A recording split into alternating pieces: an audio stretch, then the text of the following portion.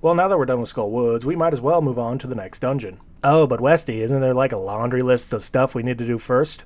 No, not really. We can just head on over to the next dungeon, which is located in the Dark World equivalent of Kakariko Village. You know, I've been really curious as to what this place is, and I'm looking forward to finally getting there. Oi, what a dump. What do you think, Mr. Tree? Yeah, that seems fair. This is the village of outcasts. People without rupees are not welcome here. Well, thankfully I have max cash, so I should be good to go. Ah, so that's why they wanted me to have money. So they could steal it.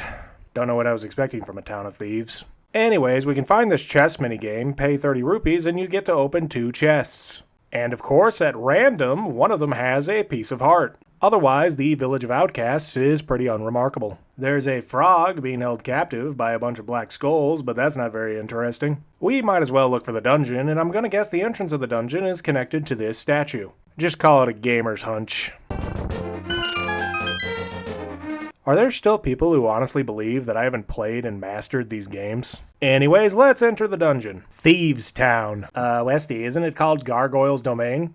No, it is not. Gargoyle's Domain was mentioned once in an Ocarina of Time player's guide, and somehow became an alternate name for this place. Anyways, Thieves Town is a dungeon. It's really kind of plain Jane. Not to say that it's bad or anything, it's just here. You can get the map, compass, and big key within 5 minutes of entering Thieves Town, which means we can head straight to the boss chamber. Wow, short video this week. Upon entering the boss chamber, we can find that no one is here. Well, that's anticlimactic. Suppose we should check out the rest of the dungeon, because what else are we gonna do? Anyways, in the basement of the dungeon, we can find the Maiden locked up in some sort of jail cell. Weird, why aren't you locked up in a crystal like the rest? Anyway, she says, "Oh, thank you very much." I'm not sure why I feel the need to give her a weird voice. Oh! But let's roll with it. "You saved my life. Please take me outside." Well, if you insist. Attempting to bring her outside, she tells us, wait a minute. Please don't go this way." Well, how else are we supposed to get outside? Let's just head on out here and get this over with. Stepping outside, we notice that the Maiden is no longer following us. What in the Hyrule?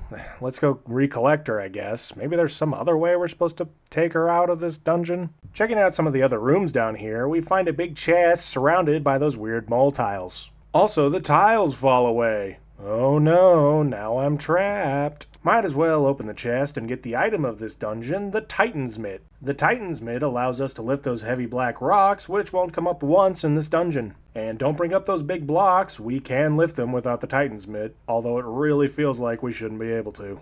Anyways, let's hookshot out of here. I hate it here. I can't figure out why the Maiden doesn't want to leave the dungeon with me. I have to be missing something. Checking out the upper floor, which the Maiden also does not follow us to. Weird. We can find this telepathic panel where Zelda speaks to us once again. She tells us not to be deceived by the magic of Blind the Thief. Blind the Thief. Why does that name seem familiar? Oh wait, I remember that odd building in Kakariko that was next to Sahasrarla's house. It was a former thief hideout.